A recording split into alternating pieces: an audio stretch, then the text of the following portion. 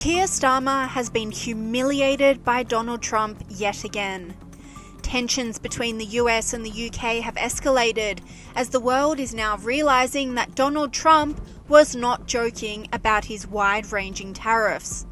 Keir Starmer reportedly begged Donald Trump for tariff exemptions for the UK, only to be brutally rejected because Trump took issue with the lack of freedom of speech in the UK.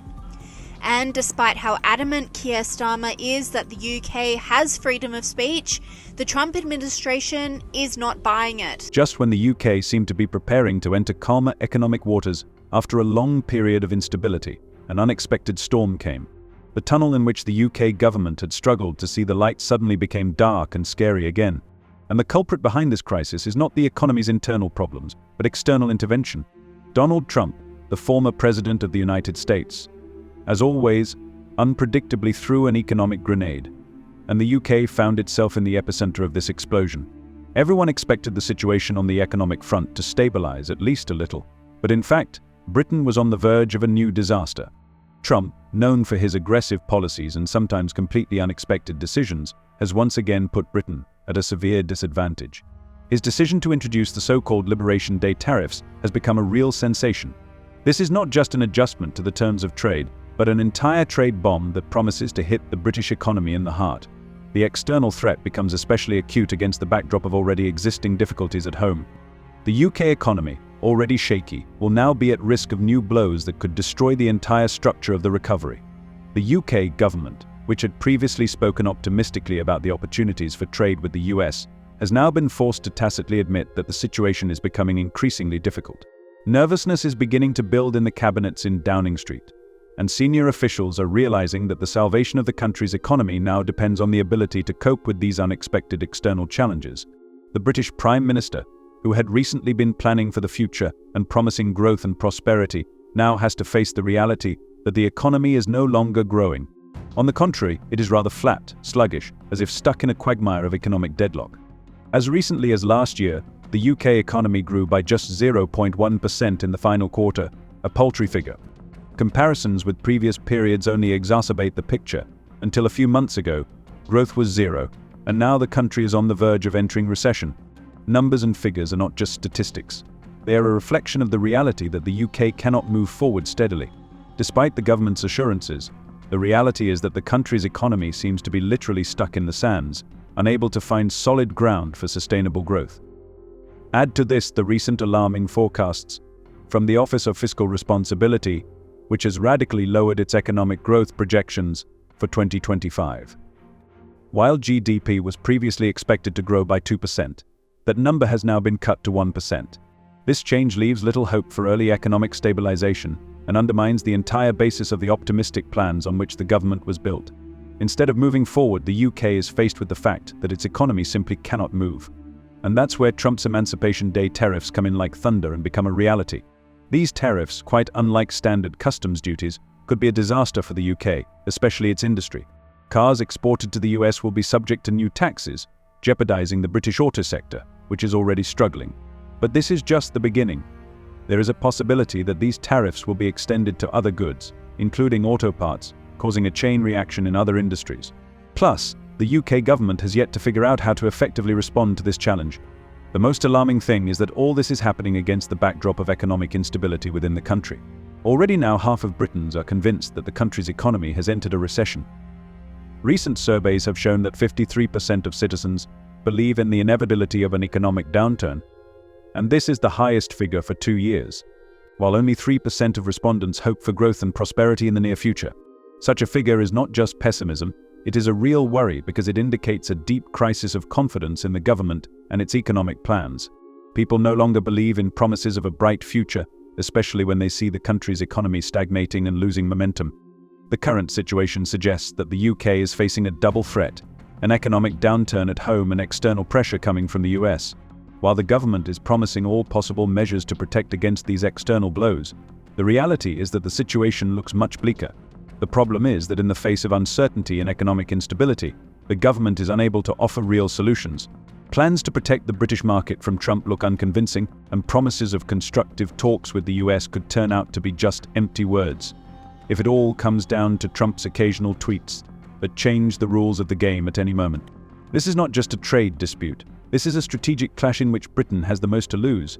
All this chaos with economic plans and external threats has far-reaching consequences.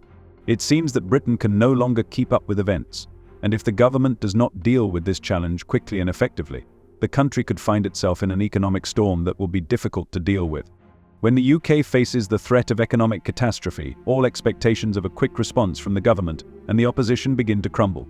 In this situation, it is important to understand not only the government's response, but also how the opposition is behaving and how the public perceives the crisis. Expectations from the country's leaders, both the government and the opposition, inevitably collide with reality, and if one of these players is not prepared to offer workable solutions, the consequences can be catastrophic for the country as a whole. Unfortunately, today neither the government nor the leader of the opposition, Keir Starmer, are demonstrating the level of resolve and willingness to act that is so desperately needed at a time like this. The UK government, despite its official rhetoric, cannot hide its growing concern about the economic crisis. The Prime Minister continues to insist that the government has a plan to stabilize the economy, but reality shows that there is no clear plan of action to prevent an economic downturn. Only empty claims that the government is actively working on the situation hide the fact that it is not prepared for such challenges. This can be attributed to unpredictable external factors such as Donald Trump's trade policies, but that doesn't make it any easier. Looking at the challenges that British officials are facing, it is clear that none of the solutions proposed by the government can answer the challenges the country is facing. This becomes especially evident when we start talking about the policies of the Prime Minister, who continues to hope for a neutral position in trade disputes with the US. He promises that the UK will not act impulsively, will not get involved in a trade war. But how does this square with Trump continuing to act sharply, imposing new duties, and threatening even more drastic measures if necessary? The long-awaited and cautious constructive talks with the US side are quickly turning into meaningless attempts, as Trump has long been used to resolving such issues through social media, rather than diplomatic channels. Obviously, the UK is not ready for such unpredictability. But what does the leader of the opposition, Keir Starmer, do in the meantime?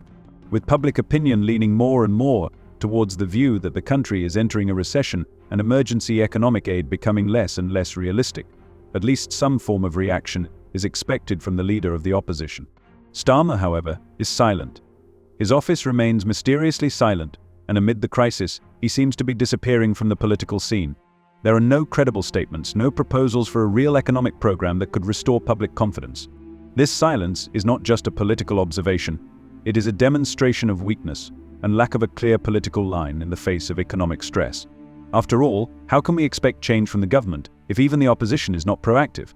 The real situation for the UK is that public opinion continues to deteriorate. The economy is already on the verge of recession, and if the situation does not change, Britain could soon face a long-term economic crisis. Forecasts that originally promised growth have now been drastically revised. Growth forecasts for 2025, which previously suggested a 2% increase, have now been reduced to 1%. But what does this mean for ordinary citizens? It means that UK economic growth will slow to a level that will make it almost impossible for the population to feel secure. Moreover, amidst new threats from the external economy, such as increased duties on British goods, there is a risk that the country will fall into economic stagnation. This whole situation requires a clear plan of action, and if this does not happen, the consequences will be dire, particularly for those who are already feeling the pressure on their wallets at the moment. The country is sinking further and further into an economic quagmire, and what is required from both the government and the opposition is not just a stance, but real action. With the country already facing the possibility of a deep economic downturn, it is important to realize that every second counts. The UK could be in an extremely vulnerable position if decisive steps are not taken, and unless the government prepares a real solution, the consequences for the economy could be dire. However, the question immediately arises, who will lead the process? The time for reflection is long gone, and Britain, unlike other countries, cannot afford such moments of uncertainty at critical times. The problem Britain faces is not just external threats, but the failure of political leaders to provide clear and confident solutions. When society begins to lose faith in the political elite, the consequences can be not only economic but also social. People lose hope, and this creates a vicious circle from which it will be difficult to escape. In fact, the UK now needs not only an economic recovery, but also a political revival that would bring back trust and confidence in a bright future. But at the moment, both from the government and the opposition, no clear steps are being taken in this direction. The economic situation in the UK continues to deteriorate, and in this context, the threat of a trade war triggered by new tariffs represents only one side of this multi-layered crisis. The current situation makes it difficult for the British government to properly assess the consequences for the country and to adapt quickly to new challenges. The tariffs that have been imposed by Donald Trump could be a disaster not only for industrial sectors such as the automotive industry, but also for the entire economy, which is already struggling. British businesses, already facing low growth rates, could lose important markets and face higher production costs, which would not only worsen the state of British industry, but could also affect the future well-being of the population. The UK, despite attempts to protect its position on the world stage, is facing increasing external economic tensions. It is particularly worrying that a country in economic deadlock is unable to respond to such challenges. If Trump's tariffs affect major industries such as the auto industry, it could set off a chain reaction in other areas. For example, higher duties on auto parts could significantly increase the cost of final products and lead to higher prices of cars in the future.